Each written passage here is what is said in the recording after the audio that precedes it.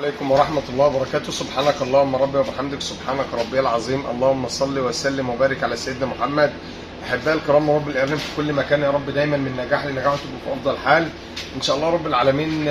محتاج إن أنا النهاردة هرد على فيديو حد معلق لي فيه بيقول حاجة يعني صعبة جدا. يعني الكلام ده لازم أكون مهتم بيه، لازم أخلي بالي منه، لأن هو يعني التعليق بتاعه بصراحة يعني زعلني جدا وخلاني يعني في ناس ما عادتش هتربي ارانب، في ناس ما عادتش هتشتغل اصلا في الارانب لو بالطريقه بتاع اخويا يوسف جمال ديتي. صدقني ما عادش هيربي ارانب. فانا بوريك التعليق اهو، التعليق من على القناه اهوتي مباشر اهو. شوف التعليق ده على القناه، الراجل بيقول عندي ارنبه وزنها ونموها واقف عند الكيلو ونص وعمرها 3 شهور ونص. يعني كيلو ونص بقى لها 3 شهور ونص.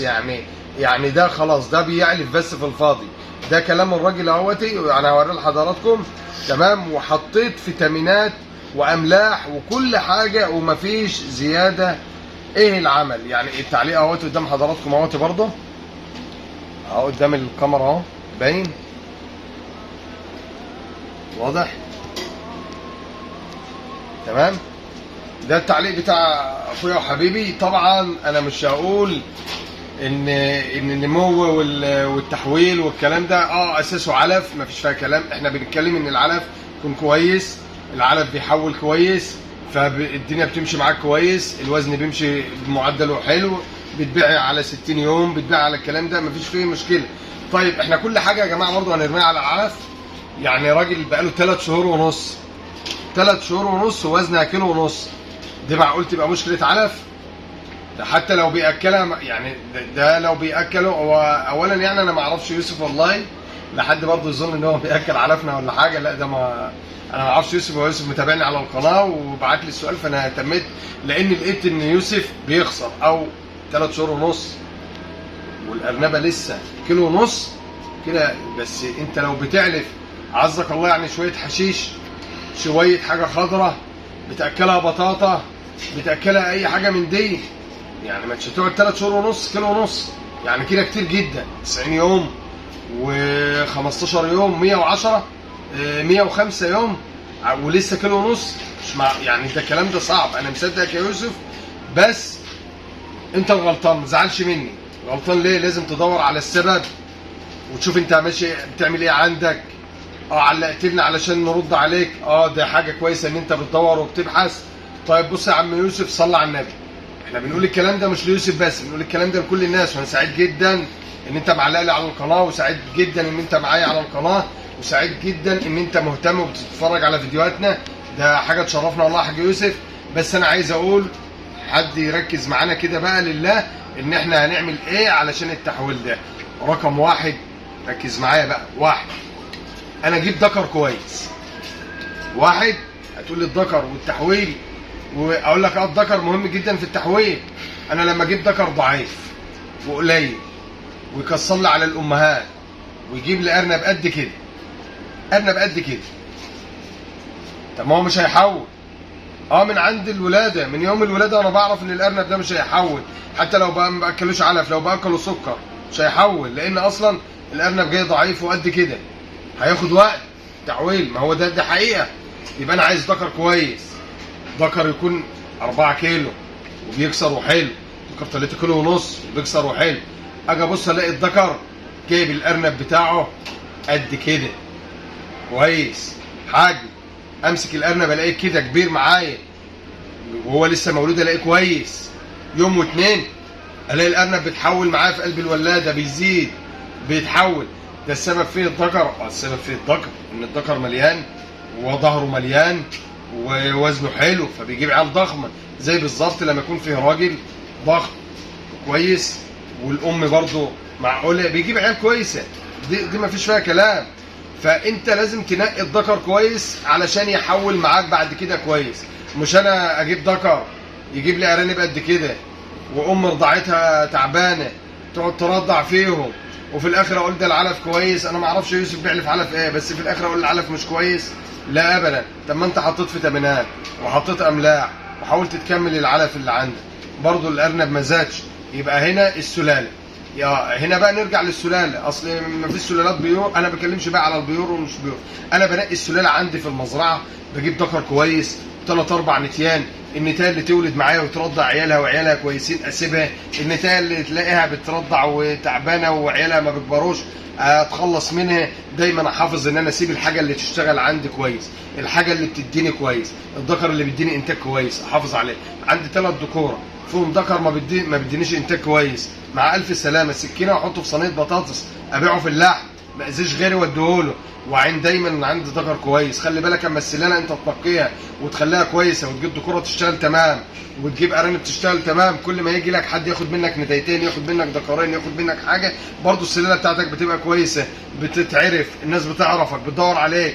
كل الكلام ده في الاساس وانت بتنتقي السلاله. اجيب 10 نتيان، ال10 نتيان ممكن اصفي منهم نتايتين ادوني انتاج، سقهم كويس، رضعوا كويس، بتحافظ على عيالها، ما فيش عندها مشكله، ام نظيفه، ام ما بيجيلهاش جرب، ومع ذكر ضخم كده، انا ببني المزرعه كويس. مش اعزك الله راح اجيب نتايه قد كده او فيها بلدي وفيها نيوزيلندي مثلا، وادور على ان، لان الارانب دي بتبقى قليله، بتبقى وزنها قليل، وادور على التحويل.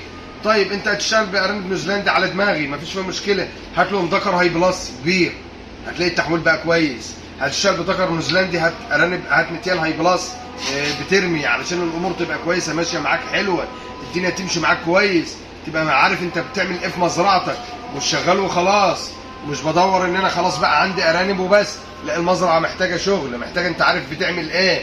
تبقى اول حاجه رقم واحد، عشان ما اطولش على حضرتك بس في الفيديو، رقم واحد ذكر كويس، ذكر الاقي الخلفه بتاعته حجمها كويس علشان التحويل بعد كده معايا يبقى كويس. تمام. طيب رقم 2 ام جيده. ام جيده ازاي؟ خاليه من الامراض، ما يبقاش الام مثلا بترضع وعندها تسمم، ما يبقاش الام بترضع وعندها جرب، ما تبقى دايما ببص على الضرع بتاعها، دايما بطهر الضرع بتاعها، مهتم بالام، عاتلها شويه فيتامينات وهي بترضع، بديلها شويه فيتامينات كويسه، بحافظ عليها دايما، مخليها نظيفه، منظف لها العين، منظف لها الولاده، مظبطها علشان دايما تديني اعلى انتاج وترضع كويس وتبقى امورها كويسه.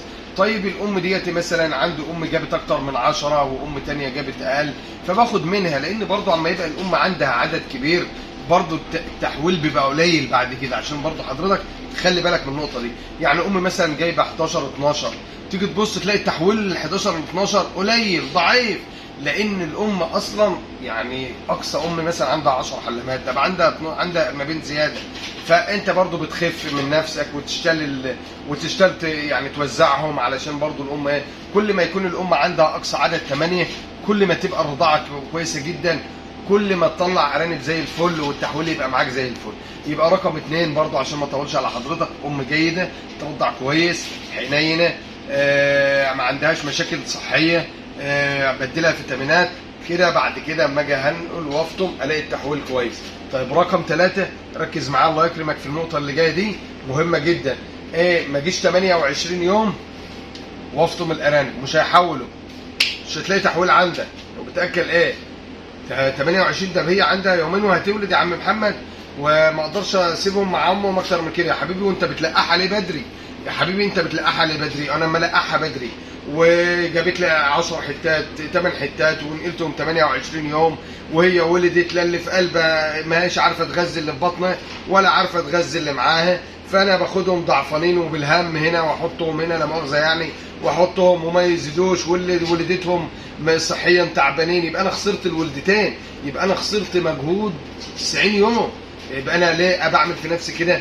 انما اما اصبر عليها 10 ايام اجي اشتلهم مثلا 35 يوم، يبقى لسه في 5 ايام، بشتري يوم ال 35 الارنب الفاير الحلو كويس، ولو لقيت ارنب ولا 2 ضعاف بسيبه كمان يومين، عندي الفرصه، عندي المساحه كده، يقوم الارنب اخده من تحت الام كيلو، اخده من تحت الام 900 جرام، اخد اقل حاجه 800 جرام، اما احطه عندي 800 جرام يبقى انا لسه محتاج كيلو على البياعه، بالراحه خالص اهوتي، فتلاقي الارنب حول معاك لانه شرب لبن، قعد مع عمه فتره طويله وكويسه، يبقى هنا هيحول معاك كويس. رقم 1 ذكر كويس، رقم 2 ام جيده، بنقي السلاله بتاعته كويس، رقم 3 يوم ما باجي افطم ما بفطمش اقل من 35 يوم ابدا، 35 يوم. اقل من كده لا، بيحصل لك مشاكل كتير، بتتاثر، بتلاقي عندك اسهال وانتفاخات، تلاقي الارنب اصلا معدته لسه زي ورقه السجاره، مش عارف ياكل علف، مش عارف يستفيد، لان انت عملت في انت جبت ارنب ضعيف جدا ورايح تديله علف سمين وبتديله علف وبتديله. هو العلف ده اصلا معمول ان هو يحول، ومعمول ان هو يعني حاطط له في كل حاجه، فبيبقى اصلا تقيل على الارنب الصغير ده. فحتى احنا بنصومه الاول وكلام كتير هبقى اقوله لك في لقاء تاني ان شاء الله. يبقى انا افطم الارنب جامد كويس، ياكل يفحل معاه، يزيد يزيد يزيد، تلاقي التحويل بقى كويس معاك، تبقى الامور ايه بقت زي الفل. يبقى رقم 3 افطم، ما افطمش اقل من 35 يوم ابدا، عشان حضرتك تبقى مركز معايا. كده الارنب هيبدا يحول، كده الارنب هيبقى كويس، وتحل مشكله التحويل نهائيا من عندك. لو بتاكل يوم علف ويوم حاجه تانية وبتساعد، هتلاقي تحويله عمره ما هيقعد 3 شهور ونص معاك ويبقى كيلو ونص ابدا. انا بس كنت مهتم جدا بالفيديو ده، لان طبعا انا لما اكون عندي مزرعه واقعد الاقي عندي الارانب اللحم بتقعد عندي 3 شهور ونص وما بعتهاش، شوف انا بعلف في اليوم بكام، شوف انا هعلف في ال 105 يوم قد ايه علف. طب انا مهما جيت ابيع هلاقي نفسي خسران. ده غير لو انت مأجر مزرعه، ده غير لو انت بتصرف ادويه، ده غير حاجات كتير جدا لو في عندك عماله. فدي طبعا هتبقى مشكله في شغل الارانب وعالم الارانب، فهتلاقي نفسك بتصد المزرعه، هتلاقي نفسك بتخسر. فانا كنت حريص جدا ان انا اكلم اخويا يوسف جمال. سعيد جدا يا يوسف بتعليقك، انت دايما منورني، دايما انا عايز اشوف تعليقاتك دايما معايا على طول. اللي انت عايزه انا هحط لك رقم تليفوني ان شاء الله على الفيديو ده. لو انت عايز تتواصل معايا في اي حاجه انا تحت امرك. تحياتي للجميع، يا رب دايما من نجاح لنجاح وتبقوا في افضل حال. دايما مشرفيني ومنوريني في مزرعه اخوكم محمد حسان. والسلام عليكم ورحمه الله وبركاته.